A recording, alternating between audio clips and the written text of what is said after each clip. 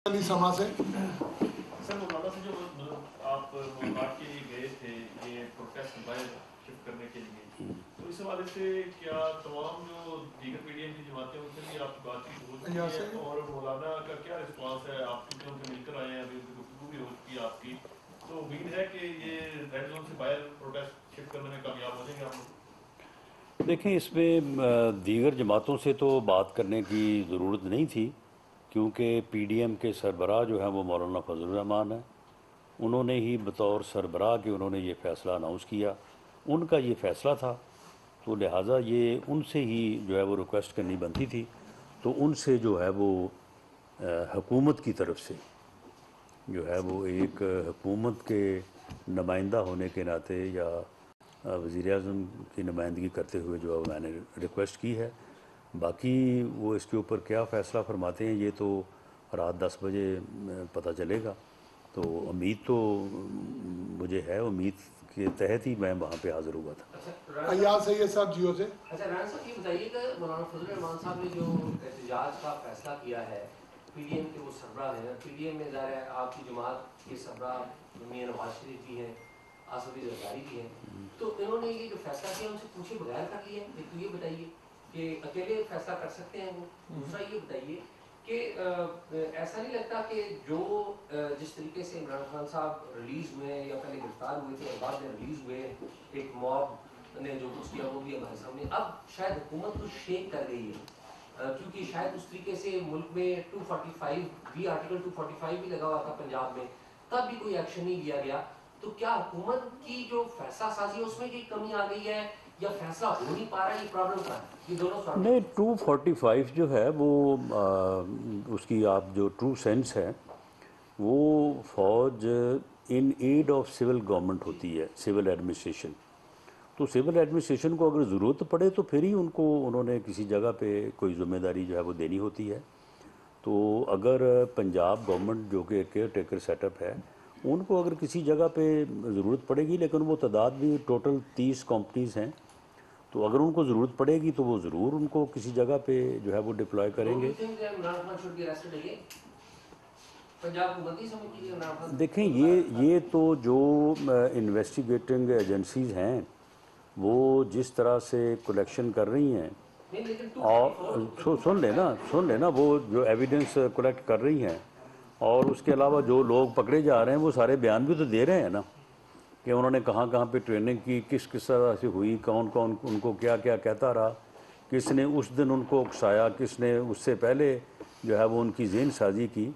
ये पूरी इन्वेस्टमेंट है, यानी पूरे 1 साल की इस फितने की इन्वेस्टमेंट है उन लोगों के ऊपर जो ये सामने आई है। यानी ये देखें ना कि चंद 100 लोग जो है वो किसी शहर में, किसी ज़िले में कोई अवामी एहतजाज नहीं हुआ, कोई अवाम जो है वो बाहर नहीं आए, सिर्फ वही 200, 250, 150 वो लोग जो है वो सामने आके किस तरह से ट्रेंड तरीके से आग लगाते रहे हैं, किस तरह से जो है वो गलेल चलाते रहे हैं।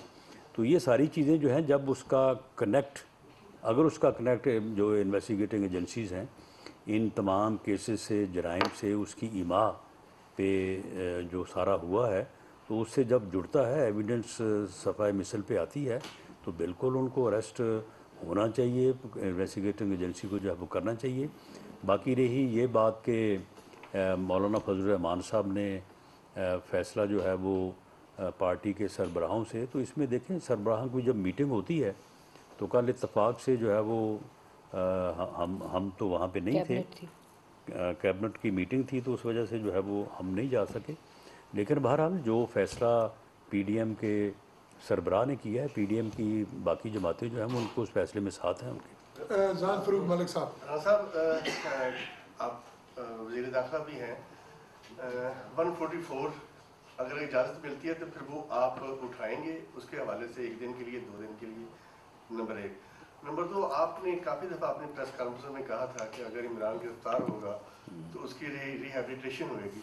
उस हवाले से तो क्या उनके कोई टेस्ट उससे आपने करवाए, और उसके ऊपर भी थोड़ा सा कुछ बता दें। वो टेस्ट ही उसके होने थे, जिस वजह से उस दिन जो है वो आनन फानन जो है वो उनको बुलाया गया, और वो उनके टेस्टों का जो है वो फिर सिलसिला जो है वो नहीं हो सका।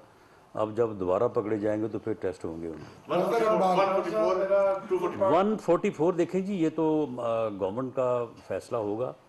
इस सिलसिले में सरेदस्त तो प्राइम मिनिस्टर ने ये फैसला किया है कि पीडीएम के सरबराह मौलाना फजल रहमान साहब से ये रिक्वेस्ट की जाए कि वो अपना एहतजाज जो है वो आउटसाइड जो है वो रेड जोन रख लें। मजर इकबाल साहब। थैंक यू जी। राजा मेरा 2 पार्ट क्वेश्चन है। बड़ी अनफॉर्चुनेट सिचुएशन है कि पाकिस्तान की तमाम बड़ी पॉलिटिकल पार्टीज की जो क़यादत है वो वक्तन फ़ौक़तन मुसल्लह अफवाज की क़यादत के ख़िलाफ़ बयानबाजी करती रही है, चाहे वो पाकिस्तान पीपल्स पार्टी हो, पाकिस्तान तहरीक-ए-इंसाफ हो, आपकी अपनी जमात पाकिस्तान मुस्लिम लीग नून हो। आप नहीं समझते कि कोई ऐसा मिसाक होना चाहिए कि सिक्योरिटी का ये इंतहाई इम्पोर्टेंट जो कंपोनेंट है, इसके बारे में सियासतदानों को बड़ी एहतियात से लबकुशाई करनी चाहिए। 1 दूसरा सर, आप पहले आप इसका जवाब ले लें। सवाल सुन ले, आप इकट्ठा जवाब दे दें। जी। दूसरा सर, आप राइट फ्रॉम द डे 1 ये कहते आ रहे हैं कि 200 250 200 250 200 250 लोग थे, कहीं भी इससे ज्यादा नहीं निकले। अगर आपकी बात को मान भी लिया जाए तो हम जिन सिक्योरिटी के इदारों पे अरबों रुपया खर्च करते हैं, don't you think they were not in position to control 150-200 लोगों को? ये कंट्रोल ही नहीं कर सके। मैं आपके इस सवाल का जवाब पहले देता हूँ। अगर 10 आदमी ट्रेंड मुसल्लह विद प्लानिंग विद टारगेट जो है यहाँ पे इस बिल्डिंग में आ घुसें तो दिफाई या सिक्योरिटी अदारों को यहाँ तक पहुँचने में कुछ तो टाइम लगेगा ना। और पेट्रोल फेंक के आग लगाने में तो जो है वो सिर्फ 5 मिनट भी नहीं लगते, 5 सेकंड लगते हैं। तो मामला ये है कि ये इस तरह से जो है ये एक दो वाक़यात हुए हैं जिनमें ज़्यादा डैमेज हुआ है। जो लाहौर का वाक़या है उसकी अगर आप डिटेल में जाएं तो शायद इन गुड फेथ ये समझा गया कि ये पब्लिक है, लोग हैं, चलो 200-250-300 लोग हैं, तो ये अगर प्रोटेस्ट करना चाहते हैं थोड़ी देर चौक में बैठेंगे, नारे लगाएंगे जिस तरह से सियासी वर्कर करते हैं, तो उसके बाद ये चले जाएंगे। इनके ख़िलाफ़ ताकत का इस्तेमाल जो है वो करने की ज़रूरत नहीं है।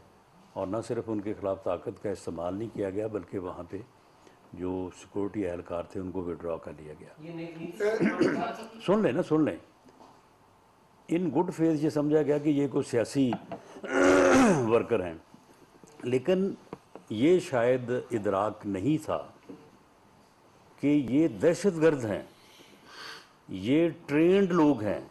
इनको शुरू से पिछले 8 माह से ये ट्रेनिंग दी जाती रही है कि आपने फलां जगह पे जाना है और जाके वहाँ पे आग लगानी है, जो कि अब चीज़ें जो हैं वो सामने आई हैं। तो इसमें मामला ये है कि ये जो है ये ऐसा बिल्कुल नहीं है। तीसरे दिन जो है वो आपके सामने है, जो तीसरे दिन एहतजाज हुए हैं और जो अदारों ने कंट्रोल किया है, उसके बाद किसी जगह पे भी जो है वो इन दहशतगर्दों और शरपसंदों को जो है वो इतनी हिम्मत नहीं हुई कि वो किसी जगह भी जो है वो कोई इस तरह का जो है वो नुकसान जो है वो कर सके। दूसरा जो आपने पहली बात की है कि मिसाक होना चाहिए, नहीं, बिल्कुल नहीं होना चाहिए।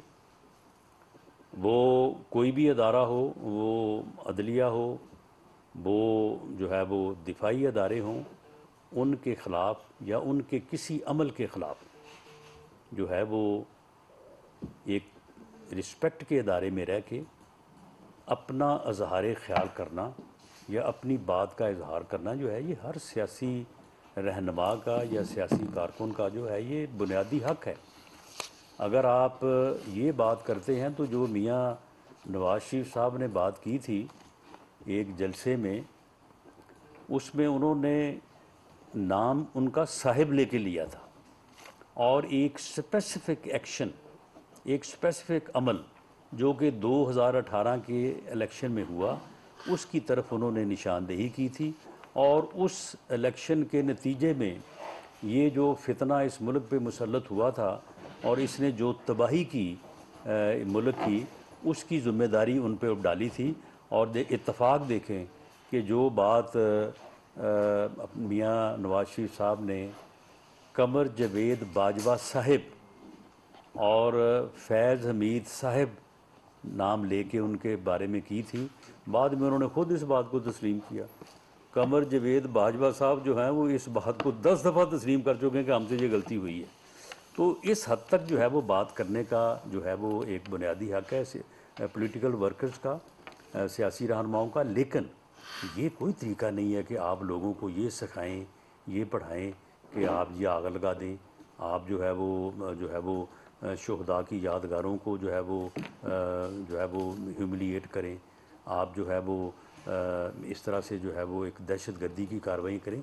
इसका किसी को कोई हक़ नहीं पड़ता। एहतशाम पब्लिक से अगर मौलाना फजलुर रहमान साहब जो आपके एडवाइस पे अमल नहीं करते, क्योंकि अंदरूनी सिंध से उनको बड़े काफ़ी आ भी गए, तो फिर उस सूरत हाल में क्या सिविल एडमिनिस्ट्रेशन जो इस्लामाबाद की है वो उनको फैसिलिटेट करेगी या फिर उनको रेड जोन में आने से रोकेगी? दूसरा ये बताइएगा सर कि हमारी जो सियासी जमातें हैं वो जब इक़्तिदार में होती हैं तो उनका नुक्ता नज़र मिलिट्री एस्टेब्लिशमेंट को लेकर कुछ और होता है, जब वो अपोजिशन में आ जाती हैं तो बिल्कुल उसके उलट होता है, मुखालिफ होता है। सर तो ये जो सिविल बालादस्ती है ये कम्प्रोमाइज़ क्यों हो जाती है जब इक़्तिदार? नहीं, देखें, सिविलियन बालादस्ती का ये मुराद तो नहीं है कि उनके घरों को जाके आग लगा दें आप। ना इस बात में सिविलियन बालादस्ती है कि आप उनको जो है वो गालियाँ दें। चलें, आप अगर किसी स्पेसिफिक एक्ट के ऊपर आपका नुक्ता नज़र जो है वो मुख्तलिफ है, जिस तरह से अदलिया के आप अगर किसी फ़ैसले से जो है वो मुतफिक नहीं हैं तो आप ये रिस्पेक्टफुली आप एतराज़ कर सकते हैं। हम भी एतराज़ कर रहे हैं, हम 3 मेंबर बेंच के ऊपर एतराज़ कर रहे हैं, हम चीफ़ जस्टिस ऑफ पाकिस्तान के उस दिन के रिमार्क्स के ऊपर एतराज़ कर रहे हैं। लेकिन हमने उनकी ज़ात के हवाले से कोई तज़हीक का लफ्ज़ तो हमने इस्तेमाल नहीं किया। हमने ये तो नहीं कहा कि उनको कोई जो है वो नुकसान पहुँचाया जाए।